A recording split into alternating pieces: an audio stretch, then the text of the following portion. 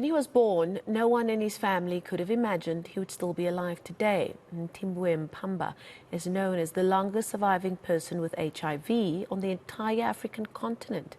He came into this world in 1982, already HIV positive.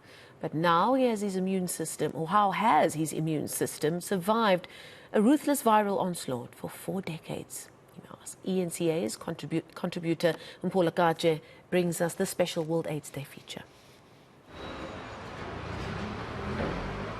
Perhaps not the physical state in which he wants to see himself, but certainly not where he was several years ago when his immune system took a knock, thus placing him in a hospital bed. Johannesburg resident Mtimbwe Mpamba was born HIV positive in the city of Kitwe in Zambia. But no one in his family, not even his mother, disclosed the news to him. At one point, I spent almost 8 years asking where I found the virus, because I lived a life which was programmed. I would go to school, come home, do homework, have tea with my mom. Like, my whole life was a timetable. Everything became so 1, 2, 3. I would go to a party. 2 hours later, I would say I'm going home. Why? Because my mother told me to only come for 2 hours. So dating was through love letters. I don't remember having any intercourse with any girl, because the dating was actually via letter writing. Like, how did that happen? Thank you very much, and I will be... Mpamba only discovered his HIV status following a sequence of events. His mother died in 2005, forcing him to relocate to Johannesburg to live with his older sister. But not too long after his arrival here, his immune system was seriously compromised. He was coughing constantly. I was on medication, the Benylin, the everything, all the cough mixtures. I tried from A to Z. They didn't work. I went back to what my mother taught me about traditional ginger, garlic, lemon, honey, everything. But the more medicine I took, the worse the cough got. That when I would cough, I would actually inhale, and I felt like I had bullet holes or vacuums in my lungs. The most logical step was to seek urgent medical attention. But his doctor was puzzled by what he discovered. So he asked me, how can a person survive with a quarter left lung where the organs are and a full right lung? And I told him I came here to ask the questions, not to give the answers. With a severe case of TB, the doctor suggested a series of tests, including one for HIV. The results came back positive, leaving Mpamba puzzled. How was this possible, considering he wasn't having sexual relationships? But at least he now finally understood why he was constantly sick. He needed to make lifestyle adjustments. You have to learn to live a life of caution.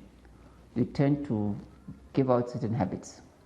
Wherever you go, you don't forget your ARVs. You don't skip them because they multiply. The virus multiplies, reducing them, you subtract. And the worst thing is that the HIV only does one specific thing. It takes out your immune system, which is your defense ministry.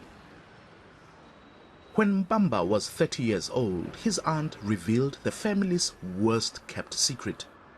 He was born HIV positive, but everyone kept it a secret to protect him from stigma and all the adversity that comes with it. Mpamba had to accept his reality. And I chose to live a life of purpose, but I never forgot what I was taught by my mother. But there's one thing that I still remember of her putting something into my life. She told me if something does not have a voice, it could never defeat you. The only voice that could defeat you is the inner voice that lives within you. It's this warrior attitude that has kept him going over the years, even earning him the respect of government officials and fellow activists. Medical advancements like the antiretroviral drugs have made a big difference in the life of Mpamba and millions of others living with HIV. the lifespan of people living with HIV is growing than decreasing. Remember, in the early days, the lifespan of people, it was 35, but now we are talking about 70. So, which means at least now people living with HIV are living longer. They can continue to be happy with their families, work and do whatever other people are doing. So now, as people living with HIV, we are living a normal life other than living in fear to say, anytime I will die. But the fight is far from over. Over 8.5 million people in South Africa are HIV positive.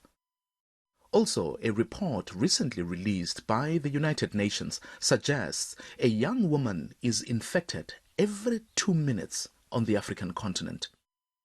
We need to start having a conversation together. Yes, we are talking, activists are talking, we are coming up with strategies. But what I feel that we are doing wrong recently is that when we have conversations, we tend to have conversation amongst each other as activists, amongst each other with government.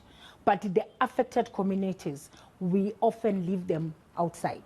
And when we go to communities, we just give them 1 hour, 2 hours. We don't give them space to speak out. What is really the problem? What are their real issues? And what do they think? And most importantly, what role can every South African citizen, HIV positive or not, play in pushing back against the virus that affects all of us? Mphola Gaje, Johannesburg.